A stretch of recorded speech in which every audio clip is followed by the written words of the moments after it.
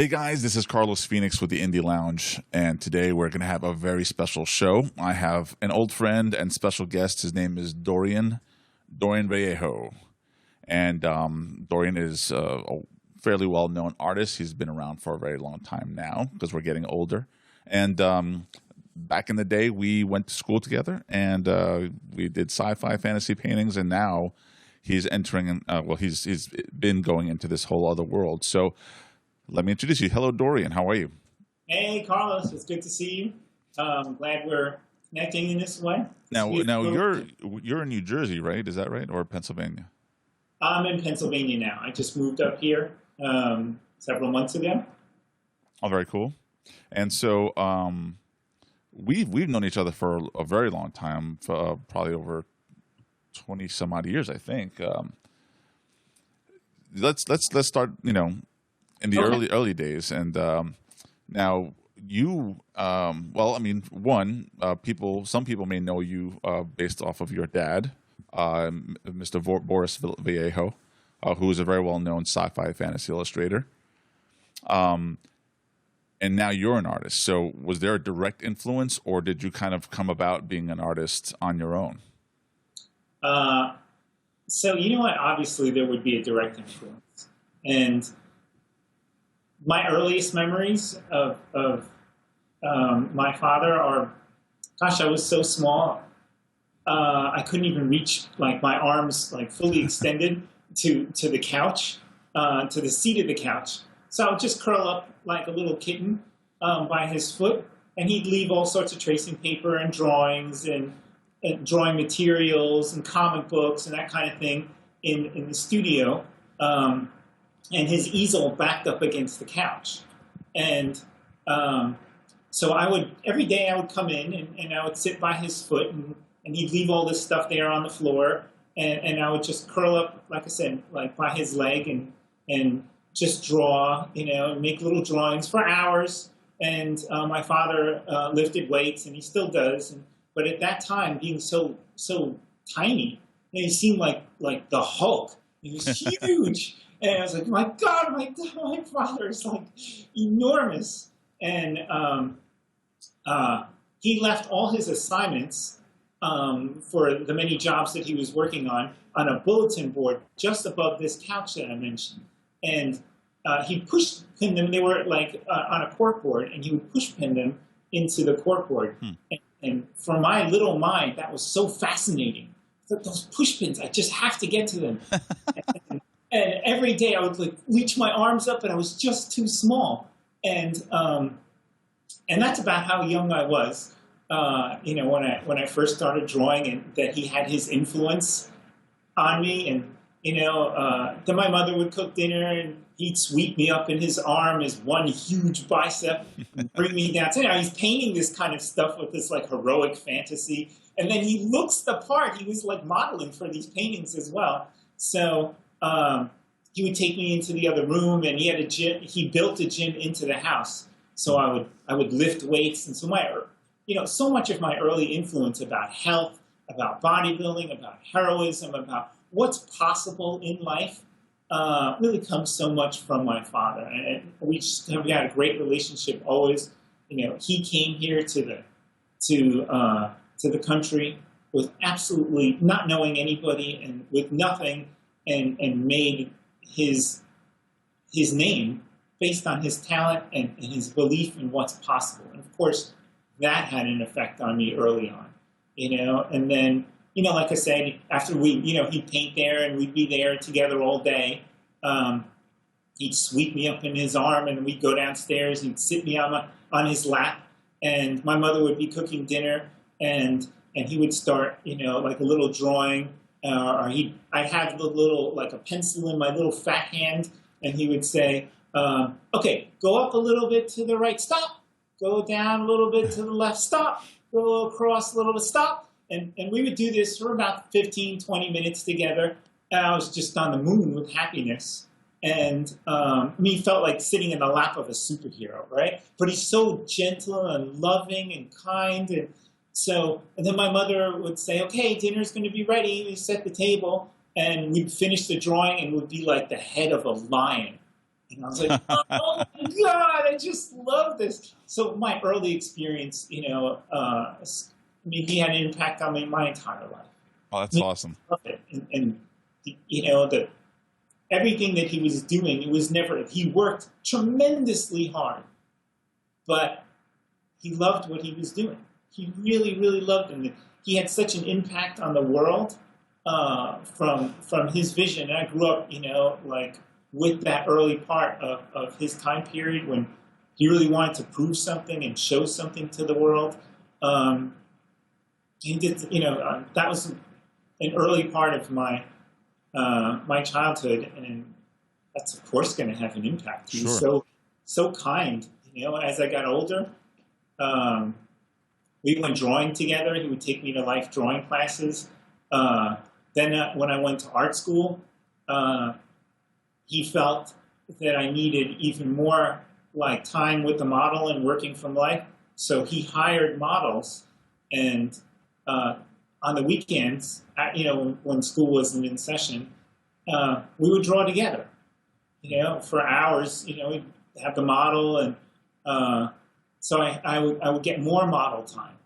And my mother also drew, so it was a really huge impact on the way I did things. Been studying it at that point, as a teenager, long enough to understand that there are people in their 80s, so there's this apocryphal story of now it's funny, I can't remember the name of the artist, but I think he lived to something like in his late 90s, or it's 110 or something, and it was reported by his students that when on his deathbed, it was very quiet and everybody was sorrow, and he sat up, sorrowful, and he sat up and he shook his hands at, clasped his hands, and he said, "Just give me 10 more years and I'll get it right. I'll get it right. I know so much now, I can really do it." And I thought, you're not going to be able to do that as a tennis player, as any kind of athlete, but you'll be able to take it all the way till your last moment as an artist. And the stories of Norman Rockwell, just drawing, in his last moments in bed, when he's sick, and he's still scribbling and still making things. And, every once in a while you see a dog take form.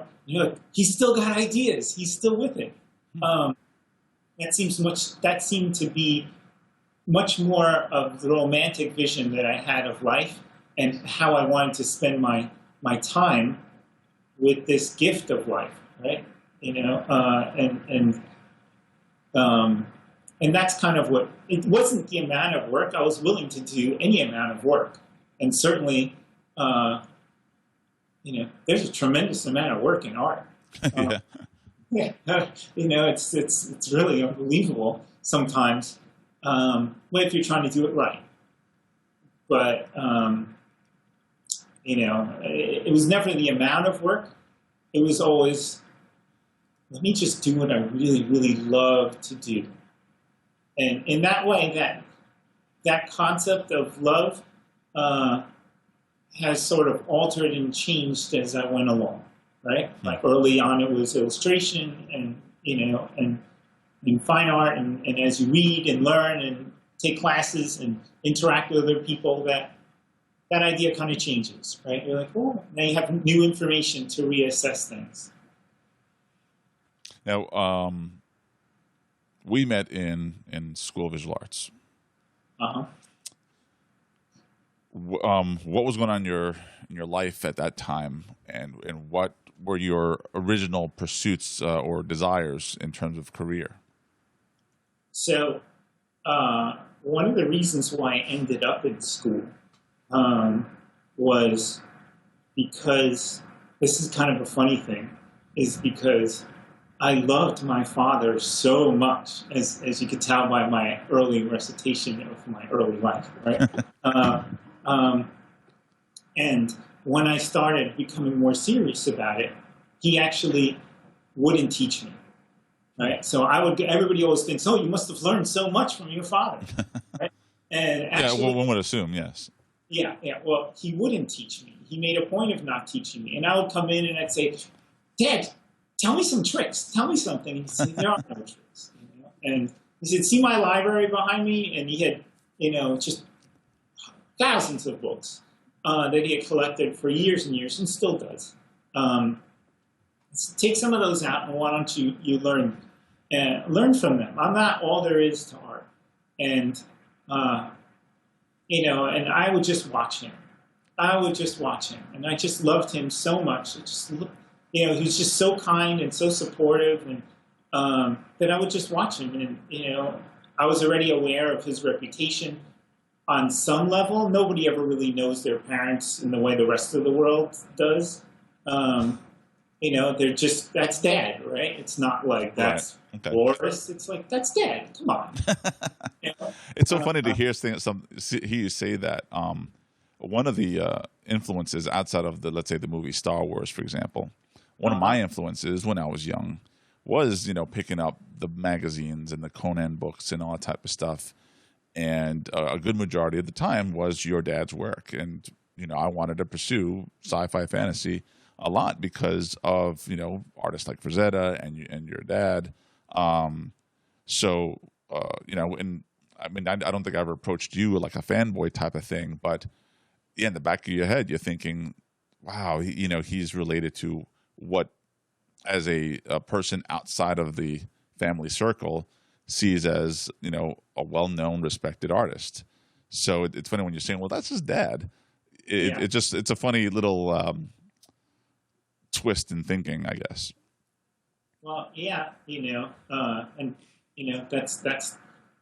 that's the way it was for me. But so he sent me to school.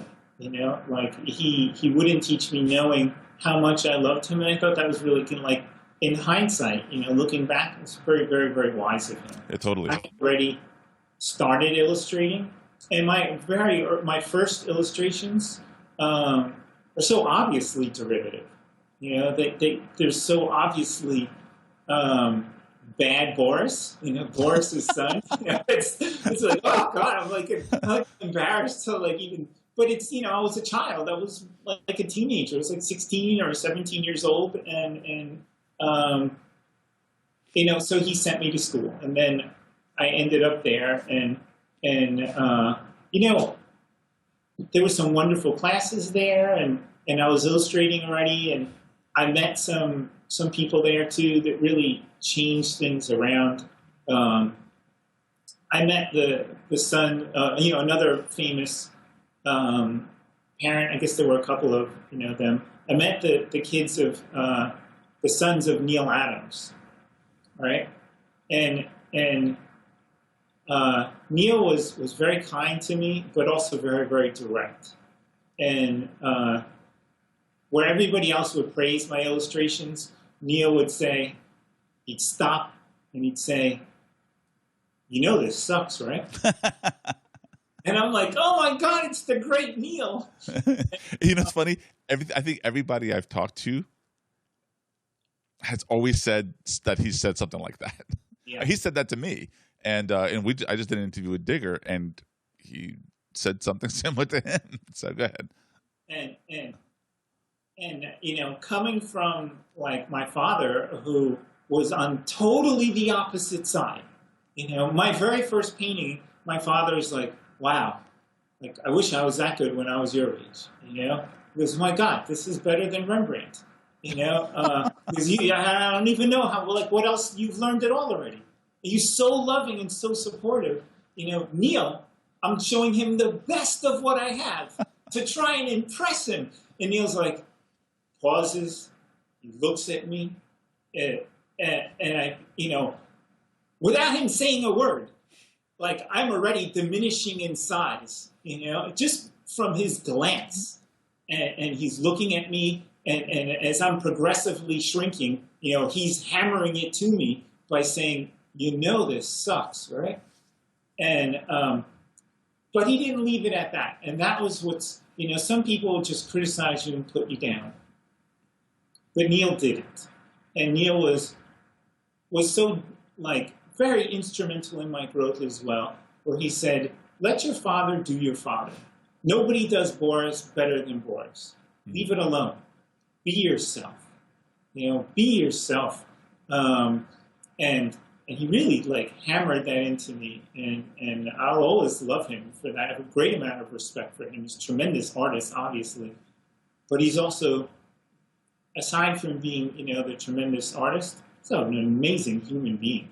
He's a wonderful man. He's a real man, capital M. He's such a role model for me. He would often catch me in the hallway. I worked for him for a short time. I had higher aspirations, like maybe I would actually draw for him. And I did a little bit, but I think primarily, I did little things like Xerox and stuff because I was terrible. I sucked. I was so Wow. bad. And he looked for things for me to do, and golly, I was hungry to do them.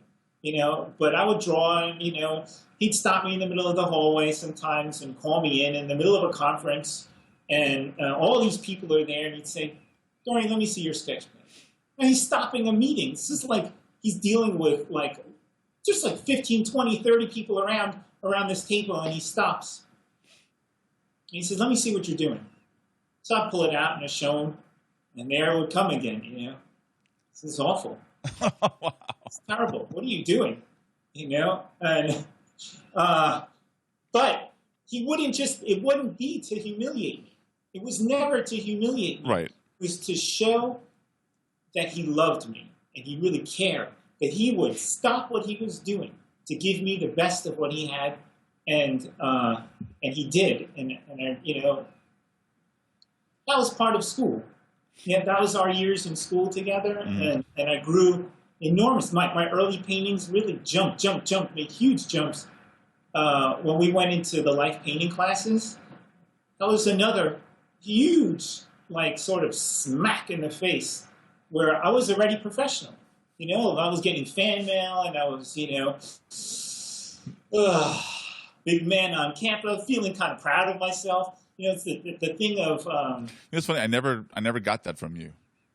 I tried to keep it under wraps, and I don't think it ever grew out of proportion, because I would have these real enlightening sort of experiences, where anytime I thought I was actually proud of myself for something, Neil would come in and show me, give me a lesson. Neil would give me a lesson, and it was always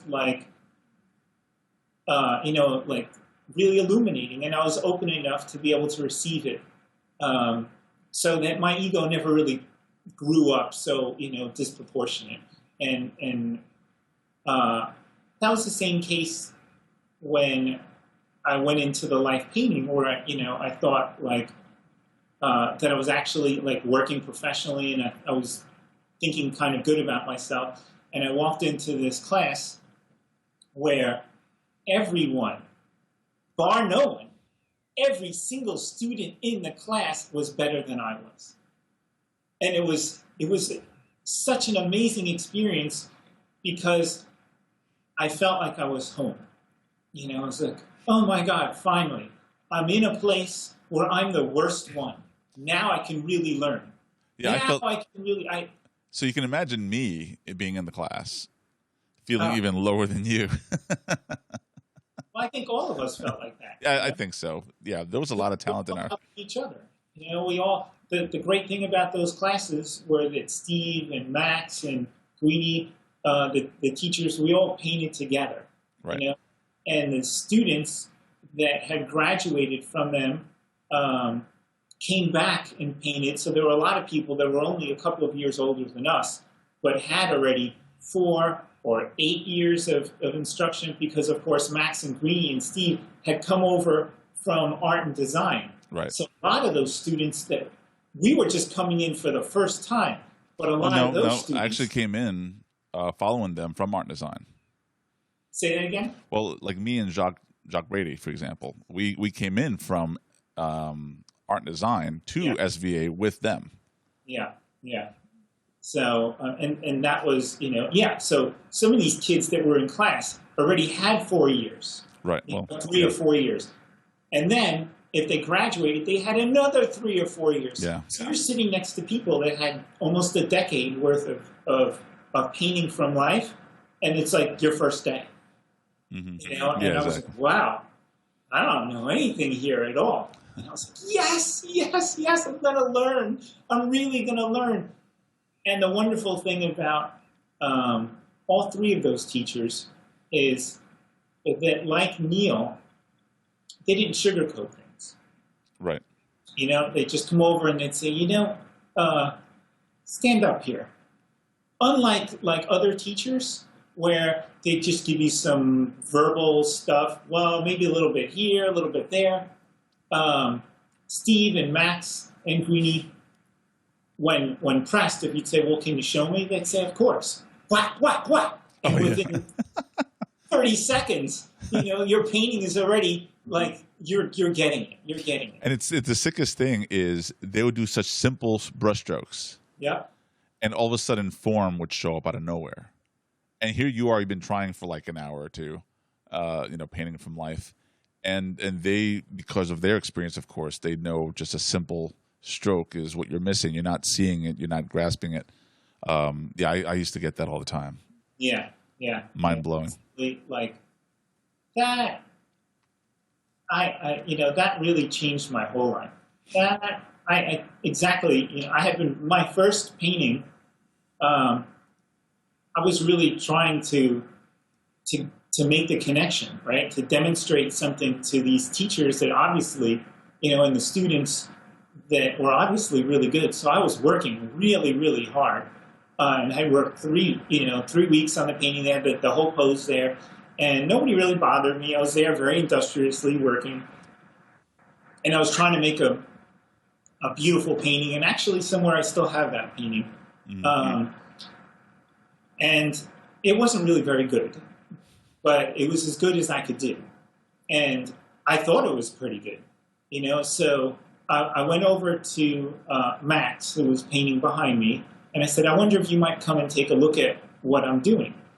And now, my intention of doing that was to try and build rapport with somebody that I respected, right? To demonstrate that I had something of value, that I was serious, and that we could establish some sort of camaraderie on that level, right? That I would be one of the serious students. A little brown-nosing, I guess, I don't know. Right. But, I don't think it was brown-nosing. It was genuinely trying to demonstrate like that I was serious. And he came over, and he looked at what I was doing, and he said, you're not really seeing things correctly. So it was another Neil moment, and so he said, the color's all wrong, the form is flat, like it's you're just not seeing correctly. And so I said, well, can you show me? And he said, sure, of course. And to my memory, it took him all of 30 seconds to take the brush that I was using, my palette, mix a couple of strokes. Within 2 seconds, I saw the colors that he was mixing and saw how much truer they were to life. Then when he started putting it on the painting, and in the way he kind of does, it all started to gel like instantly. And I'm like, changed my whole life.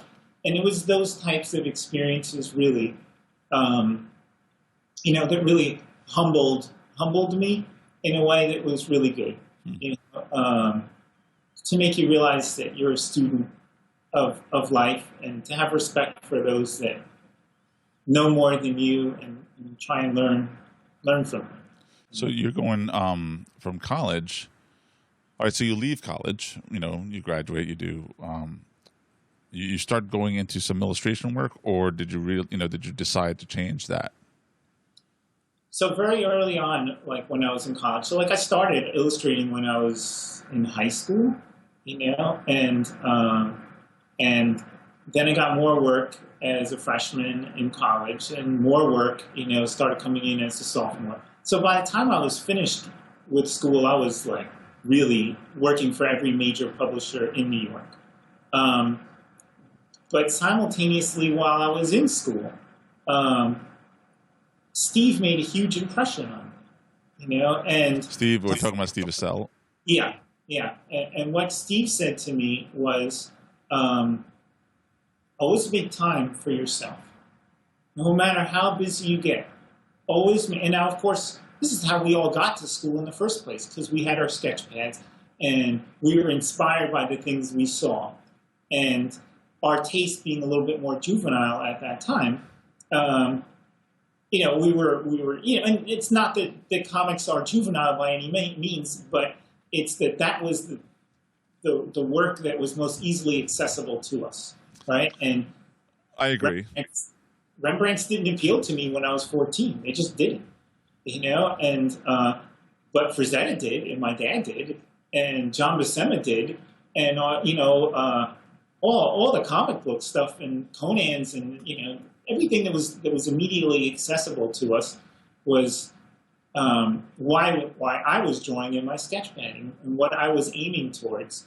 And when I got introduced to Max and Steve, and I saw like a different, and I started falling in love with working from life, there was another level of subtlety that was added to the equation.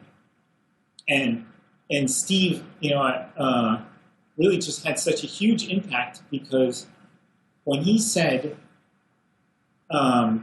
always make sure that you have time for yourself, that you make time for yourself and don't lose that sketchpad, right? He wasn't making a criticism of what I was doing in my sketchpad. He just knew that the time that you spend by yourself, for yourself, irregardless of the dollar, is absolutely valid, is absolutely vital, so that you don't lose yourself in chasing after the dollar, and that seemed completely like self-evident to me. But when I went around and asked other teachers, and universally, they all had like something similar to say, which was really said most poignantly by one teacher when I asked him, so what do you do for yourself? Like when you're not illustrating, when you're not making what do you do with your own time? And he paused, and it was a pregnant pause, and he looked down to the side, and I could tell immediately that he felt kind of bad about it, and I didn't understand what was coming. And he said that he didn't do it anymore. It had been so long since he had drawn in his sketchpad. It had been so long since he did anything for himself. He didn't even know how to think for himself anymore. It was all about doing something for somebody else, solving somebody else's problem, paying his bills, and jumping onto the next assignment that didn't pay enough so that he could even have time to think for himself. And it so threw the fear of God into me that I took that to heart and always made time for myself. And so when I graduated, which is getting back, this is a long-winded thing to get back to your question. When I graduated from school, I had these two trains of thought. I loved illustration and I loved what I was doing, but I also kept doing what I wanted to do, things that were apart from jobs. And I began to see little holes in the dream, like the reality of what presented itself with the dream of doing illustration started, that reality started to poke little holes in my little bubble, where I thought it would be one way when I was actually doing it and facing assignments and dealing not even with art directors, but with editors, our marketing department that could care less about the painting, and they would change it and alter it and like basically ruin the idea. But my name would still be on it, but they didn't care about my name, or they take my name off it. And there were all these things, and I was like, this is not my vision of art, art. And why I made the choice, like I said early on, right, that I wanted to do something that I loved, that was in alignment with my values, that I could be proud of, that when I signed my name, I would say this was my best effort. And now that was being compromised, and it was being compromised for the dollar. Now, do you find that that's happening on all realms of art, music, filmmaking? Because that's like a big thing in Hollywood, for example. Filmmakers have a particular vision, but of course the producers and the financiers and the production company, they all kind of just say, well, yes, but we don't think that part is going to sell. I mean, do you feel that's something that's happening consistently across the board? Well, so I wouldn't say that that's really anything new, right? So I would say that that's probably something that's always been there, right? And I mean, if you go back and you look at the Sistine Chapel, right? And how far do you want to go back? So you look at the Sistine Chapel, and Michelangelo didn't even want to do it. He was forced, So he's like, damn it, I'm not even a painter. I don't want to do this. And if you go in the other room and you see Raphael's School of Athens, clearly he didn't want to do it, because when you see the original, it's not really that good. There's assistants that worked on it. You're like, what the heck? You're looking at this, it looks pretty nice, like in reproduction, but when you're seeing the original, you're seeing like assistants worked on that clearly. Now that's not the case with Michelangelo. So, like his looks like a single hand did the entire thing, which is monumental. It's like hard to conceive. But he didn't even want to do it, right? And he was forced to do it. And then on top of it, later, you had the editors coming in saying, at a later date, still in his lifetime, this is not really appropriate for our viewing audience. And they want him to paint loincloths on all the figures to cover up the nudity that was made by God, right? So so he refused, and they hired somebody else, or they got somebody else to come in and paint these things over it. So is it any different today than it was back then, or further back? There's someone in power, and if you're working for them, they call the shots. And that's the name of the game, And I think one of the really beautiful things about the age that we live in today is that there's so much opportunity. We have the internet. We have access to the world in a way that we've never had before. So that all around us, there's stories of people that start something up in their garage, or they do something, or, and then they sell it. They do what they want to do, and the market speaks. And this is a great time to be alive. I think it's better than ever before. All right, now getting on that, what is your startup? What are you doing now? Well, so I think we started this whole interview, right, with the idea of it is because of the work that I'm doing now, which is really based on all these things that I've been developing over years. And so it's for this show that I've put on, and all the current work that I'm doing now. And to talk about that, I think I could probably, I don't know, maybe I'll mess this up. So I'm not like a professional at this. So if I go or stutter or whatever, just forgive me. But I think that to sort of talk about it, the morning before the show, I'll tell a little story. And that is that the morning before the show, Kelly and I were doing our thing. We were both sketching, and she was checking in on Facebook and this kind of thing. And she read a little article written by a nurse who had been a nurse for, I don't know how many years. She was getting towards the end of her life, and so she had done it for many, many, many years. And she had taken care of a lot of people on their deathbed. And so she had made a list, the top 10 list of the things that people regret most in life.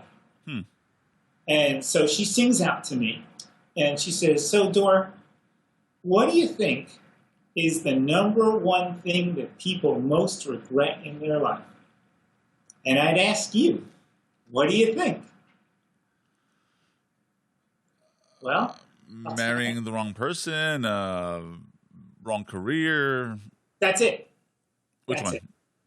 it. The career thing. Okay. Actually, what it turns out more specifically is that they never had the courage to do what they really wanted to do with their life, to pursue the thing that they loved most. They put that off in favor of the dollar because they didn't have the courage, not because what they wanted to do wouldn't make money, but they weren't sure, and so they put it off. And that was their number one regret. You know, and in that kind of way, the work that I'm doing kind of talks not specifically to that, but kind of about that. You know, that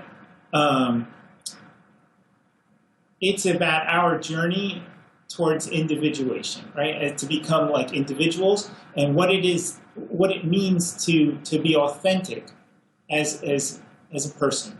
So getting back to the earlier part of what we were talking about when you asked what I wanted to do, I knew instinctively that what I wanted to do, like as a kid, was to do for the rest of my life something that I loved to do that would be in alignment with my values. It wouldn't hurt anybody. I knew. So in speaking about the illustration, one of the other things that started to sincerely bother me about illustration was I was asked to do jobs that I would refuse.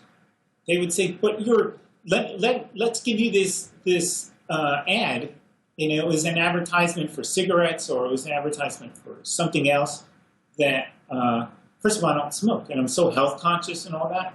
And the thing would pay like $15,000 or $30,000, and if you're a 20-year-old, that's a lot of money when we were young. And I'm like, no, I can't do it. And they're like, but you're doing a painting for $1,500, which is what I was getting paid $15,000 or $2,000. Right. At that time, and they're like, and I'm like, I can't do it because it goes against my values. And this whole thing that I understood kind of intuitively at that age, as I started to read more philosophy and understand, like put the pieces together, became like a heroic ideal, right? To live authentically in a way that was in alignment with your values, and face the fears that we have. And I don't think that's just me; it's everybody, right? This is part of the human experience. This is part of what it means to be alive. That you want to do things, and you're terrified. But the terror, if you want to do it and it's really something valuable, it seems like you're not. Your reach, what you're reaching for is outside of your grasp. You can't possibly really think of how to get there. That's what makes it a dream. That's what makes it so wonderful, and why nobody dreams of being mediocre. You dream of excellent, marvelous, wonderful, beautiful things of how to contribute something of value to the world. And you don't know how to do it. But you have this dream, and to pursue it seems crazy. It's so much easier to just go get a job. Right. And that seems very tangible, and that will pay the bills, and that will do this, and pay your insurance and your phone bill and this kind of thing. And what I started to develop, based on my reading and my writing and this kind of thing, was that the right way, which is a philosophical concept, right? So going back to Plato and philosophy, at that time, they're concerned with what is the right way to live life? What is the good life? What is, how should one conduct themselves? And these are philosophy, but it's part of like spiritual practice as well. It's the same thing in Buddhism, right? Like the right path, right conduct, right thought, you know. And these things really started to like I started to obsess about and feel like they weren't just ideas, but they took the form of concrete realities. And so the paintings are my visual representation of those ideas. So to take it a little bit more literal, there's some paintings and there's some that are behind you. There's one that I'm thinking of where there's a young lady in a bed, but it looks like it's in the middle of a forest. Or so can you? Is there any thoughts that you have, let's say, on that particular painting, in respect to what you're saying? Sure. So that painting. All right. Let me start over. So when we first start to get an inkling of there's something not quite right about the world, right? Like that's like the Matrix, right? You feel, you know, there's a splinter in the back of your mind. There's something not quite right. And you get a calling, so to speak, right? You find out the calling is that call to authenticity, what you're meant to do with your life, right? What it is you love, and that's the call to adventure, as Joseph Campbell would say, right? The adventure of your life. And so in that painting, the girl is waking up in the forest, and so there's like these you know, multiple images of herself asleep and turning in sleep, and starting to fade. So there's the conscious and the unconscious part, right? And she's waking up into the realm of the unconscious, and into the forest of her mind. All right. So this is what we all do, right? We cloud the situation by our own fear. It's not that it really exists. We create a maze and a labyrinth of our own fear, of our own making. And so the forest of the mind is symbolic of that, right? Like we're in the woods. Dante starts his Inferno by those very lines, right? That he's lost, and at 40 something he finds himself in the woods. So it's not a new metaphor of my own making. This is a common sort of thing. And if we could but trust our nature, that little bit of us that knows what we're supposed to be doing, that has the thing that we love to do, that we're so afraid to do, if we could trust it, it would guide us out. And that's the natural part of things in my paintings. So if it's a butterfly or if it's a bird, you know, these kinds of things are there. They're seemingly fragile, right? That you could crush them in your hand and break them, but they can fly and guide you out. So that's kind of I don't know. That's I could go on and on and on, but that's kind of the basics of what that painting is about. So your whole series of paintings is this thought process and philosophy in respect to pursuing dreams and that type of thing. Is that right? Yeah, that's very right. And to the way I've worked it out, right, and from, like I say, from my reading and this kind of stuff, is that this is a cyclical type of it's cyclical, right? Right. You have something that you want to overcome. It seems daunting, and you know the call is there. It's pulling you to do it, and you have to have the courage to go ahead and do it. And so you do it, and then you have these challenges, and they're really difficult, and you overcome these thresholds, and somebody helps you, and you know you have to end up letting go of a whole bunch of stuff that you learned and you were holding on to, and so there's like a death and a dissolution of these ideas, that you once held onto so firmly that anchors you, but you have to let them go. And then, you have some sort of apotheosis, right? Like an epiphany. You learn something new and you grow. And this is a part of like mental growth, right? Like as human beings, it's what we're supposed to do.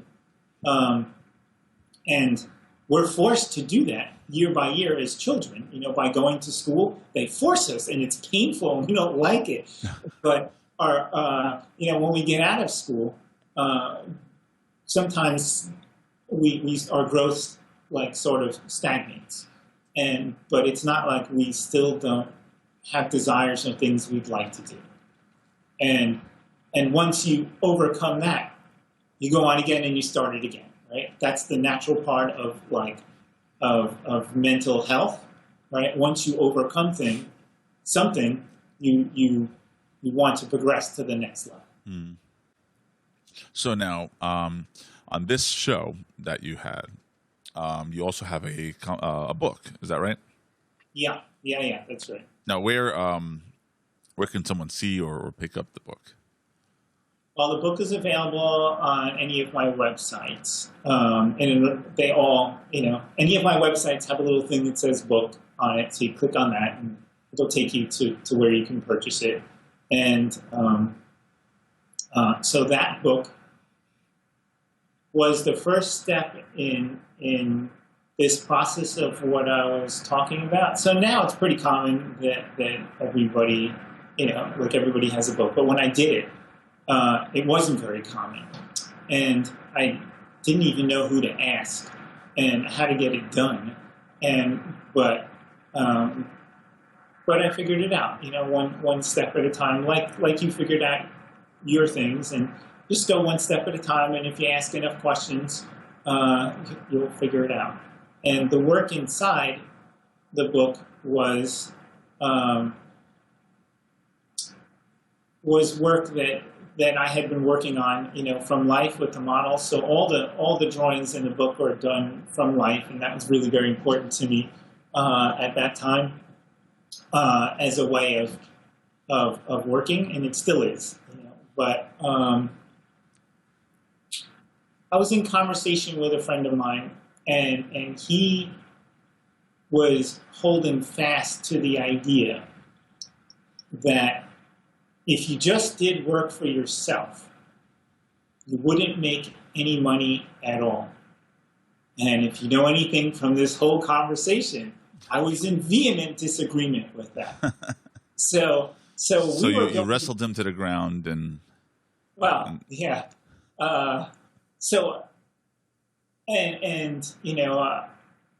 I agreement, just to be in disagreement was not enough, and I lost sleep on it, and I was thinking about it, and I thought, if you really believe in your ideas, which I do, then you have to be willing to put your money where your mouth is. You have a big mouth, so slap down some money. And so I had some savings at the time, and I put all my savings into the book. Everything that I had, I just put it into the book. Okay. And that was for the cost of the book, and the cost of all the models, and the cost of the time off from working to produce images for the book, ended up being fairly expensive.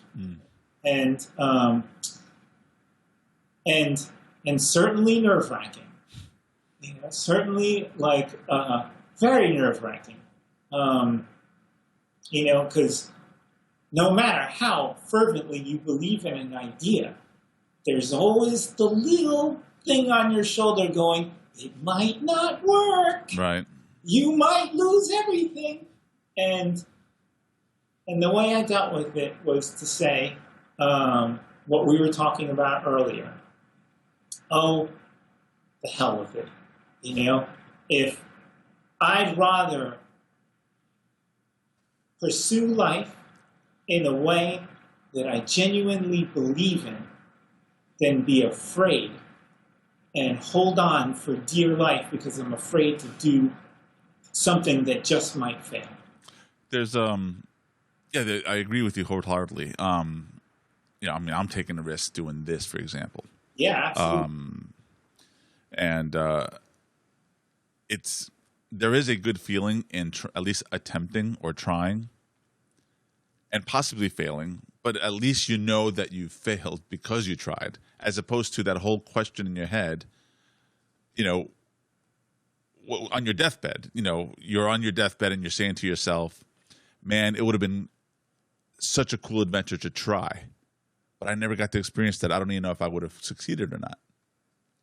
Yeah.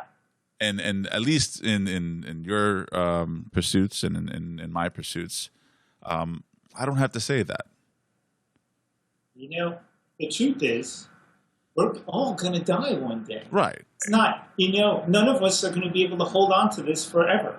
Everything that we hold, there's nothing that we hold dear that won't disappear. Right? As the line from the Matrix, everything that has a beginning has an end. Right? That's it. There's nothing that we have that won't have an end one day. And if you know that to start with, then how you choose to live through the moments of that space is what determines the character of your soul, of your being. That'd be easy. Now, all right, so to continue on that, now you have had for the longest time, on your free time, when you're not illustrating or when you're not doing a specific piece, you're still doing it. You're still drawing. You're still painting. You're still practicing your craft. We had a conversation some time back, and you were telling me how you would have people come over and draw and paint, and you'd collaborate and hire a model that you can just draw from life and stuff like that. And I wanted to bring that up because that's for one, it's amazing. You had a studio where there was enough space that everybody can come in, and in a way, it's almost like you had your own little art school because, in essence, it was recreating what we were doing in college, and being able to create that environment of just constantly just drawing and painting and practicing and getting that anatomy and getting the lighting and get those colors and all that type of stuff. And I never got a chance to really do that after school. And I would have, it would have been awesome. And I think it is awesome for anybody who's out there who wants to be an artist to create that environment for themselves, where there's a consistent, constant flow of being creative. And I think that's awesome. The reason I bring that up is I don't know of a lot of art schools anymore. A lot of art schools today are more about, make sure you right click here and you do this here. And I don't find a lot of traditional art anymore out there. The whole environment's changing. Everything's being manipulated by computers and that type of thing. And so one, I guess I wanted to bring up that passion that we've had when we were going to school, where the illustration was still a major thing. There's still opportunities and jobs, and even though everything with Marvel, for example, has changed, and now it's all about movies and that type of thing. Comics have now kind of leaned towards doing things digitally. What would you recommend to an artist who still kind of wants to at least try to maintain some of that traditional creative, practice? What would you recommend to them? So wow, that's a mouthful. So I should probably start with the first thing, which is to say, I don't illustrate anymore, right? So which would answer the first part, and hopefully it will tie up the last part. So I stopped illustrating when I was in my later 20s, mid to later 20s. And one of the reasons why I stopped was exactly what you're talking about. I could see the handwriting on the wall that everything was going towards computers. And in fact, you're right. I have friends that teach in school, and they've shown me a photo of their classroom, and it's all it's all computers, and there are no easels and this kind of thing. And that was one of the reasons why I got out of it, and so in a commercial sense, right,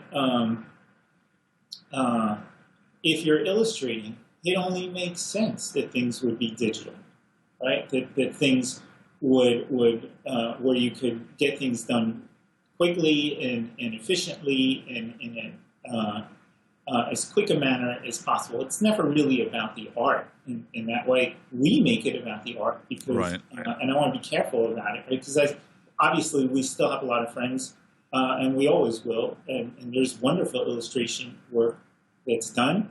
And particularly with our class, Yeah, a lot of well-known illustrators are out there that we went to school with. yeah, but we make it about the art.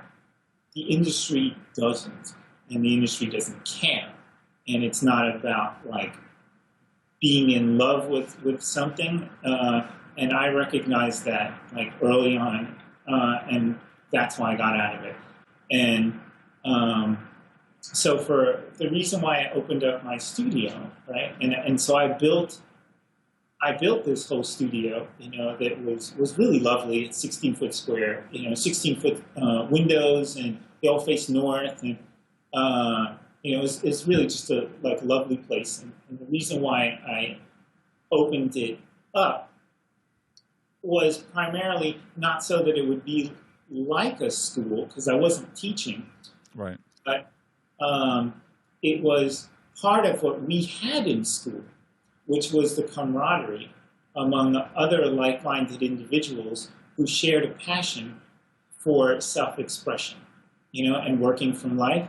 So when you're in the class, there's, even if it's a life drawing class, there's always this feeling where you're trying to meet the needs of the class and trying to please the teacher, and the teacher has expectations. What we all did on our own in school was hire a model, and then we just got to do whatever we wanted to do, and that's how, and then we'd ask each other questions, and, Jacques always had all this information, and you did, and Yuri had other stuff, and, and so in that kind of way, we all kind of informed each other. And that's what I love doing. Whenever I go anywhere, so I'll do that here in Pennsylvania as well. This place is a little bit smaller, but is to open up a place where like-minded individuals can get together and share in the experience of creative self-expression and help to inform each other, and inspire each other and go forth into the world. But really just to do the things that you love to do without any pressure from somebody, on high saying it should be done like this. And just inspire each other. So to answer the last part of what you were talking about, there are schools as heavily influenced as the commercial aspect is towards digital. There's a whole slew of things opening up, where people are working from life and drawing from life, and it's just in a different context. So, there's a whole bunch of ateliers, that are really dedicated and devoted to working from life, and then there's sketch groups all over the place. And I know when I lived in Dallas for a little while, there were sketch groups that were open every night of the week, and there's a lot of painting that gets done by photographs, but there's really nothing like working from life, Right. And yeah, things can be done digitally, and it's really cool. But at the bottom of it, you're always kind of impressed by what Photoshop can do. And it's not, you're like, wow, those guys are really smart. It's amazing what Photoshop can do. It's amazing what the computer can do. It's amazing what that printer can do. But it's not the same as an original painting or an original drawing. And when you look at it and you're holding a piece of paper, and you're like, wow, look at the way the pencil skidded across the pits and the valleys of this stuff. And it's so magical. You're like, a human hand did that, unaided by anything except, there's nothing between them, right? It's just the eyes and the mind receiving things out into the hand and onto the paper. There's something so marvelously magical about that experience. I don't think it'll ever go away. People love that. Now, and we're going to start ending this off.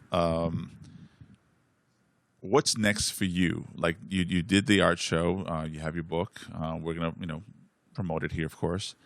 What do you feel is your next phase? I know you haven't completed some of these pieces, but let's go beyond that. What else do you want to pursue and complete and make part of the Dorian Vallejo package?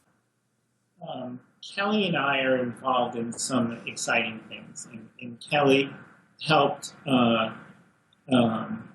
sew, and Kelly went to FIT and she studied fashion, and she's turned me on to a whole world of things. This is the great thing about social interaction in general, right?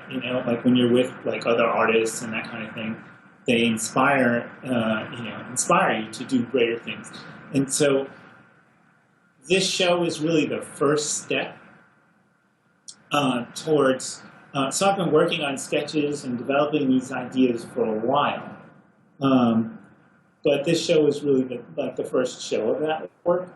I think the future will just have it become even more challenging, right? So there are things technically that I'd like to try and challenge that I'm not even sure how to pull off, and there's also psychologically and dealing with the content that I'd like to make to take to the next level as well, to have it. So overall, I'd say I just want to I want to improve on what I'm doing. Now you focus highly on.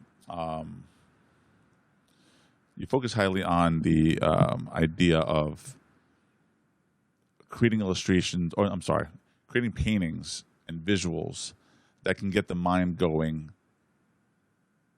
particularly, like you said, pursuing your dreams and stuff. How literal do you think people can see that? For example, an illustration, it's like a literal interpretation of something that's going on either in a story or an adventure or some to that effect. But with fine art, you're totally at it. Sometimes it's just completely open.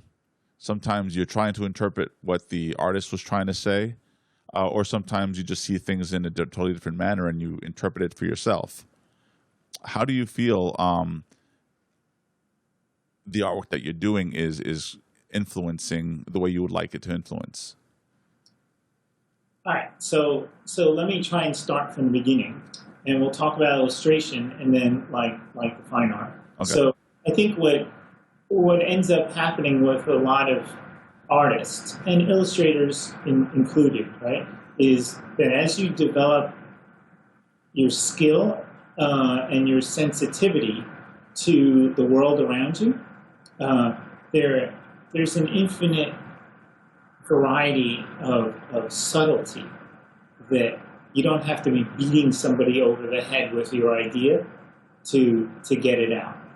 And so in popular culture, what becomes so offensive as we get older and you become more mature in your taste and the distinctions, like your refinement in taste, sort of demands that you have something more subtle, something deeper than the hard-hitting, obvious message of what's delivered to us through the media, right? In its immediate soundbite kind of way. So what becomes objectionable to a lot of illustrators, and certainly to myself and to Steve and other people, but I mean just just the developing mind, right, is that that idea that was not your idea to begin with has to be delivered in such a simple, obvious way. And sometimes that's really insulting. It insults the intelligence of the audience. It insults the intelligence of the artists. It's because they're trying to capture like an immediate response. So, and that's just one aspect of it. But when you're doing a work of fine art, like as you start to develop the ideas further, it can be like reading philosophy, right? Or like some great literature, where engaging the text is a little bit more challenging, or a lot more challenging, but a lot more rewarding as well.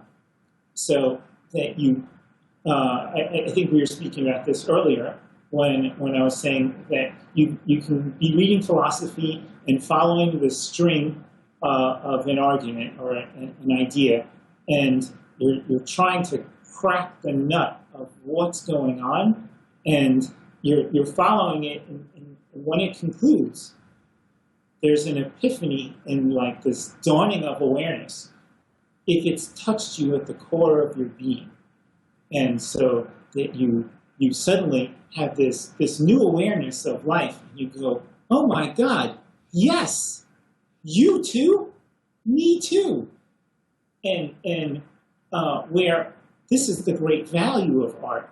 And if it's writing or if it's music or painting or a movie or something, you're following along, and you're caught up in this thing, and it's you're emotionally connected and you're involved because it's drawing you in and you're working towards the conclusion. And sometimes it concludes and you're in disagreement, and then you dismiss it. It doesn't really quite work for you. But when it concludes and you've actually like seen something that's in alignment with what your general sense of life, something that you've always believed but haven't had the time to fully work through and articulate, which is the case with, like a philosopher who thinks as part of their trade, right? Right. They trade the best of what they have. And the best of what they have are their thoughts, their thinking, and they put it on words. We don't have the time to really work it out that way. We can read what they've done, and the great minds of our time have written and spoken, about the human, the human equation, right? This idea of life, and you're reading through something, and suddenly you're like, yes, that is completely in alignment with the way I see things in the world and what I believe about the universe. And I think fine art, when it's done really, really well, can touch people in that way. Art, when it's done really, really well, can really touch people in that way. And illustration can too. When it's done well. The problem we have is that sometimes there are other cooks in the kitchen.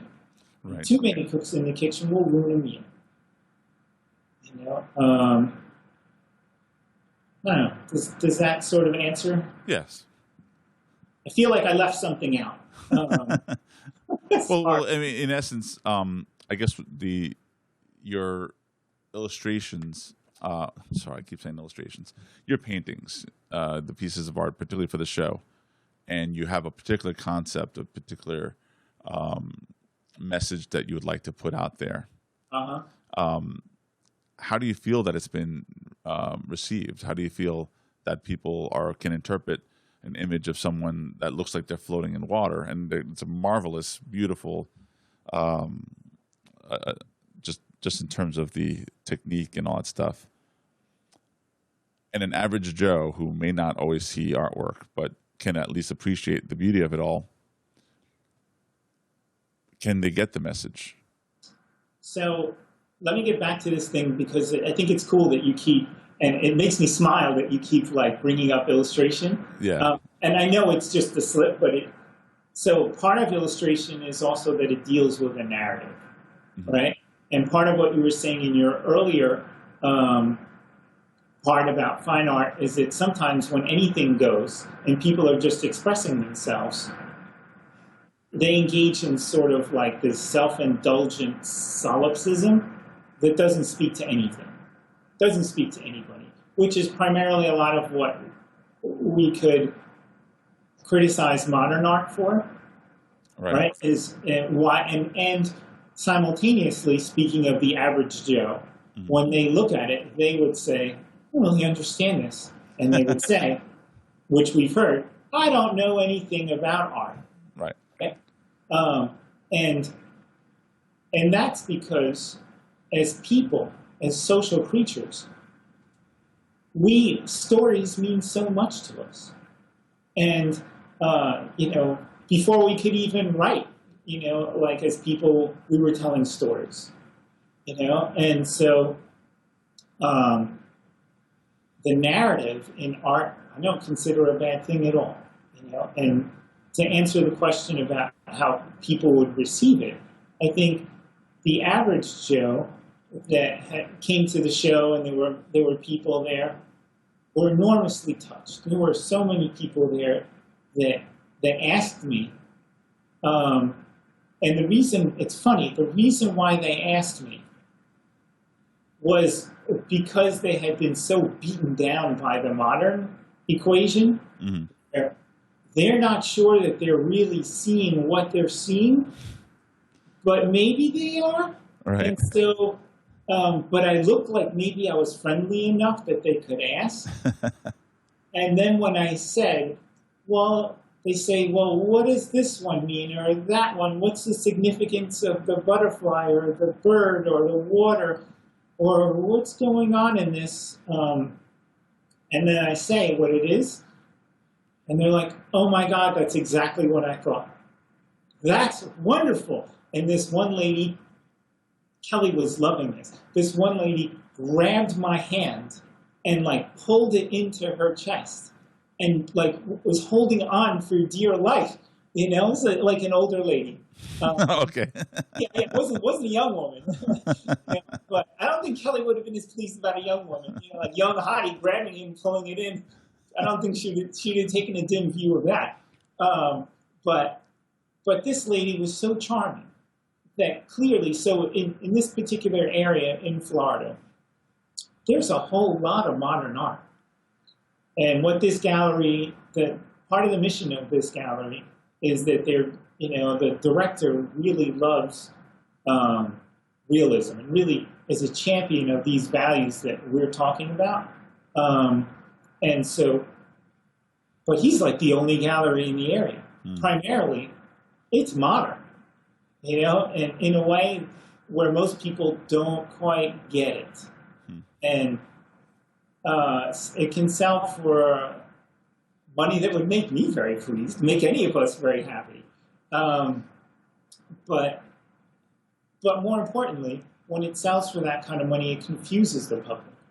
And so this woman's grabbing on because she's seeing something that she understands. And when she asks, and it's in alignment with something that was in alignment with her sense of values and life, it was like she had to grab hold like another human being that actually, and this is very much the way I felt when I've like come to the conclusion of some philosophical ideals, right? Like reading it, and I've been like, oh my God, I love the book. It's like I want to kiss it or something. Therein lies the best efforts of another human being, and it's touched me at the core. And it's like the closest thing that you could have, like the experience of love. And this woman felt it, and other people did too, And that being said, there are other people that might question it, right? And have criticized me and said, that maybe the work is naive, or maybe it's illustration. Of course, we covered, the difference between illustration, or should we scoff at it or laugh at it? Is it even acceptable? Are these women even acceptable?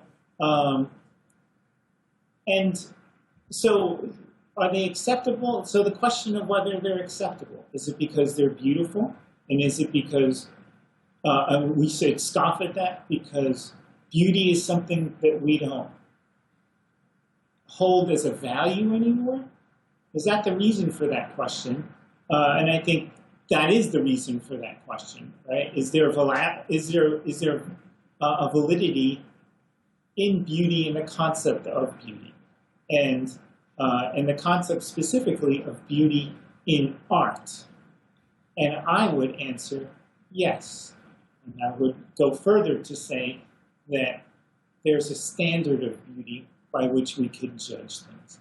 And not everything is beautiful. And trying to use the relativist argument is, to say, well, who's to judge, right? You like this and I like this, who's to judge? That's a corrosive way of relativism, has some kind of a corrosive effect, which its ultimate trajectory is to diminish the value of everything that we hold dear. When everything's great, nothing's great. And that doesn't help anybody at all. The question of whether it's naive, is it naive to dream of higher things, to want to strive for the best that's within us?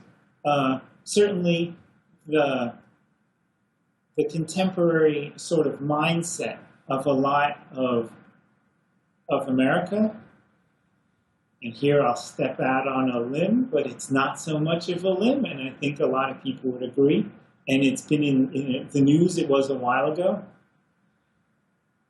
is that America has become a place of whiners and complainers. And where formerly the mythology of Americans was one of rugged individualism, right? Where we took pride in our sense of individuals, that we could pull ourselves up from our bootstraps and make something of ourselves, which is essentially what made America as great and wonderful as it is. That might not be so much the case anymore. And there's a story from a book that I had listened to a while ago that was I want to say it's a Malcolm Gladwell book, and I can't remember which one. But he writes some fascinating stories and some fascinating books. And at one point, when he's discussing something like this, he says that, I can't remember, I want to say it's 1990, but it might have been 1970. But in any case, what's the difference? 20 years. The number one best-selling T-shirt in Japan was "We're number one." That says something about the content of the character of their culture at that time. And simultaneously, at the same time for us, our number one best-selling T-shirt was "Underachiever and Proud of It." Wow. Now, we can laugh at that, but it says something about the content of the character that's present in our culture. And if that's the character that is calling me naive, well, I'll accept. I will. The people that I admire and that are that I'm inspired by, that I've done portraits for. I've met so many wonderful people. The people I've done portraits for are part of the 1%. I've met so many of them that are self-made, self-starters. Those are the people that are wildly inspiring. That have changed the world and make it a better place. There are people like Steve Jobs that come from nothing and make something happen. It's an incredible story. How could you not be inspired by And there's countless stories of that nature. If that's naive, I don't know. I don't know what else to say. All right. So anyhow, that's the pro and the con. Okay. Well, I think that pretty much sums it all up. Is there anything you want to promote? How do people find you? So my website is my name, DorianVallejo.com. And that's probably the easiest way. Go to search for, with my name, search on Google will pull up all my websites and my blog and, any other relevant information. Cool. All right. Well, thank you so much, Dorian, for coming on to the show and sharing your thoughts and visions. And I want to thank the audience. Thank you guys for watching. And we're going to continue to have musicians and filmmakers and artists of all types on the show. So I appreciate your support. And again, we're going to be recreating this set. We're going to be doing a lot of new things with the show. But that's it. That concludes our show. Thank you so much for watching. And again, thank you, Dorian.